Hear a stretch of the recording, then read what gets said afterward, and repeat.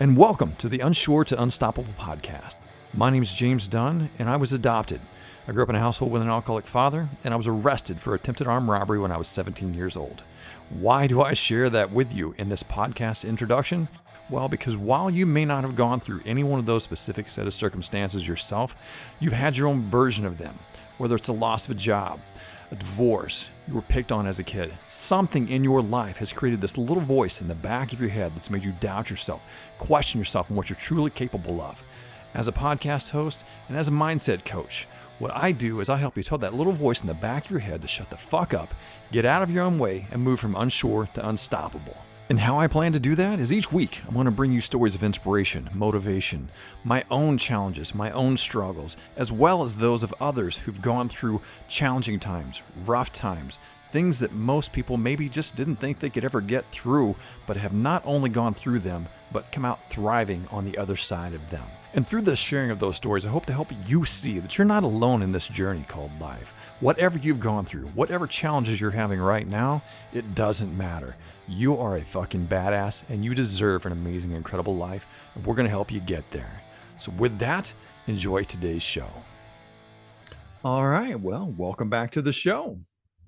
This week, the episode isn't going to be quite so happy as I typically like to make them, but I believe there's a very, very powerful lesson that you'll be able to take from this episode this week. And what happened, if you're listening to this in real time, fairly close to when this episode actually came out, Matthew Perry died this week.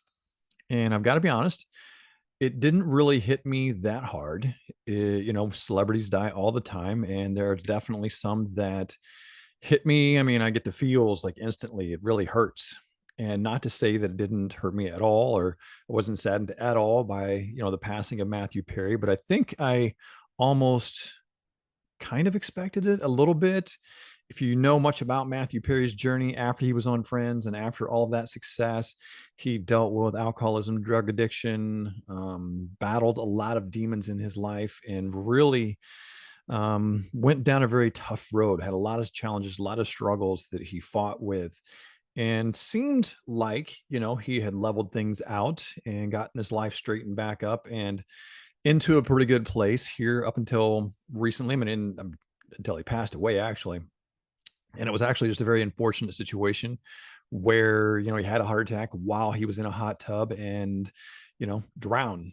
Whereas if he had had the heart attack outside the hot tub, who knows? Maybe he could have got to a phone. Maybe somebody could have saved him. Maybe he might have survived it some way, somewhere, somehow. We don't know. But it happened in the hot tub. He drowned, is what it is. Very sad, very unfortunate. Way too young. I mean, he was 54, but still way too young. A lot of life left to live and a lot of good that he was still trying to put out into the world. He was obviously known for being a very funny guy, very lighthearted, from, his character, Chandler Bing on Friends. But he was really trying to put out a message of positivity and hope and helping people realize a lot of, what the mission is here is that no matter what you've been through, you can get through it. You can move forward. You can move past it. You don't have to let that kind of hold you back. You don't have to let that keep you down. You can change. You can create a different life for yourself than the one that you found yourself going down if you want to create a different life. And even talked a little bit about, I don't know where this came up, but he was asked, what would he like people to think of him, when he's gone? What would he like them to think, what is his legacy? That's what I'm trying to spit out.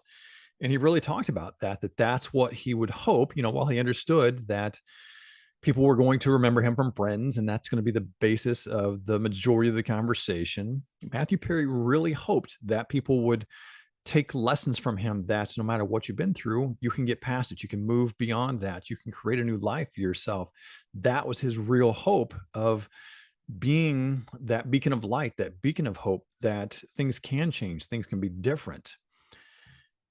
Now, the one huge lesson that I think we can take from his life, if you really want to, take what his mission was, his goal was there at the end of his life, the one really big lesson that I think we can take from him is that you have to be very careful about what you're chasing and why you're chasing it.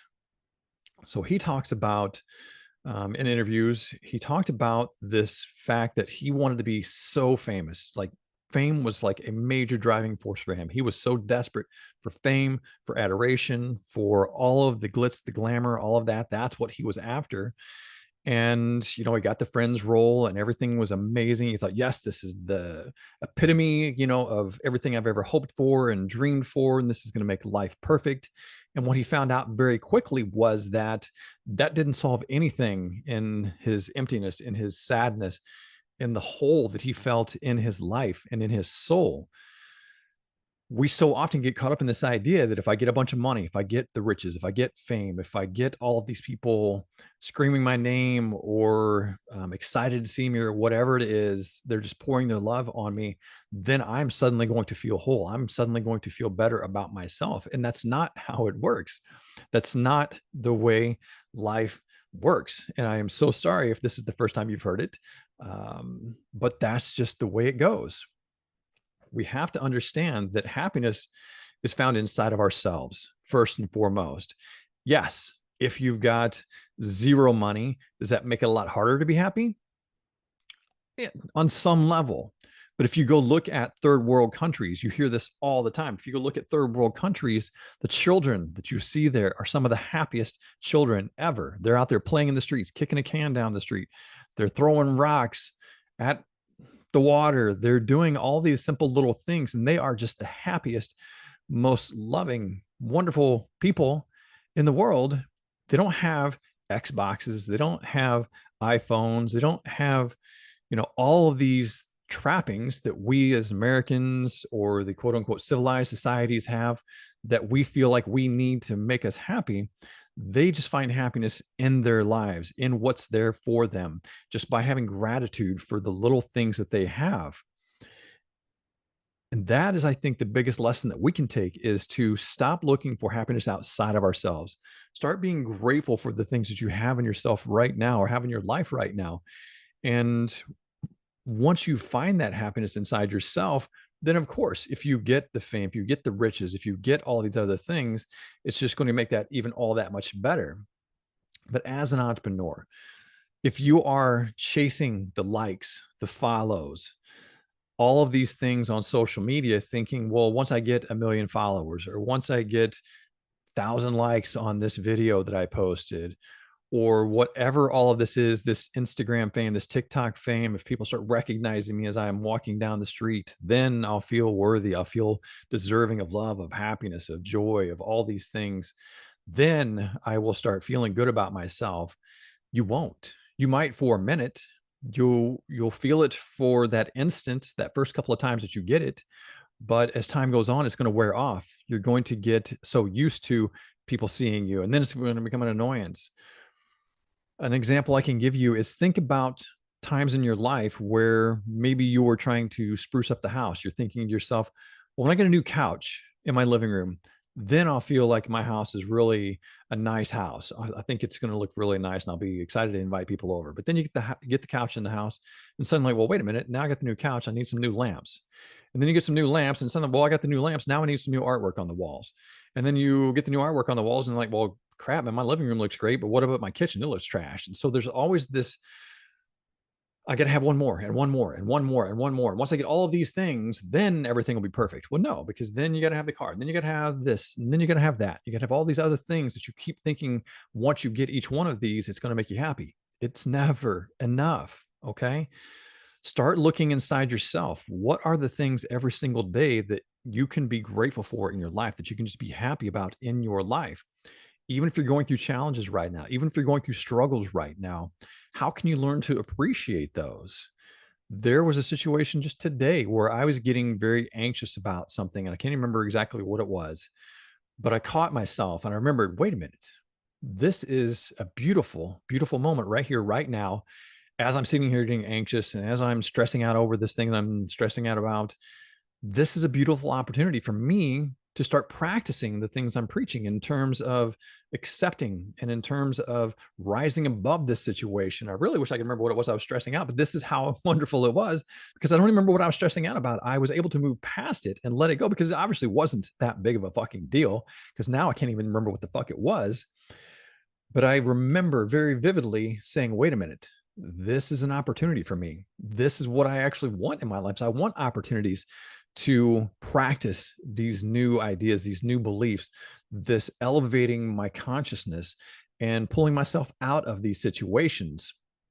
So as you're going through your day, as you're running up against roadblocks, and as you're finding challenges on your path to the life that you want to live, learn to embrace those, learn to accept those, and move past them.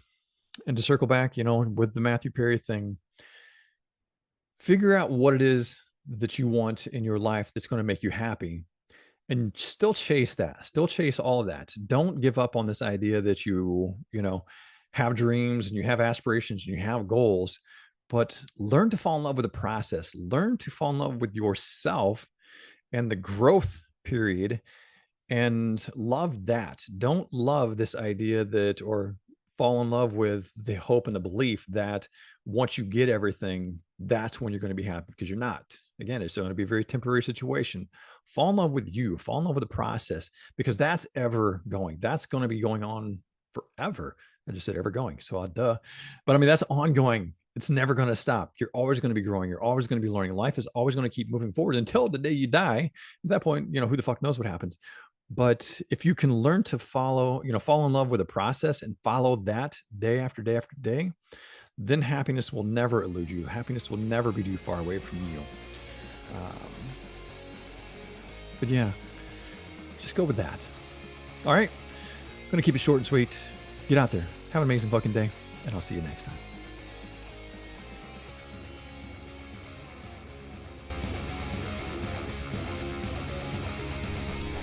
If you found value in this episode, please share it with your friends. Give us a 5-star rating on iTunes and anywhere else that you happen to hear it. We are just trying to celebrate life, make it better for everyone, and sharing these messages with them just helps them believe in themselves and what can be better than that.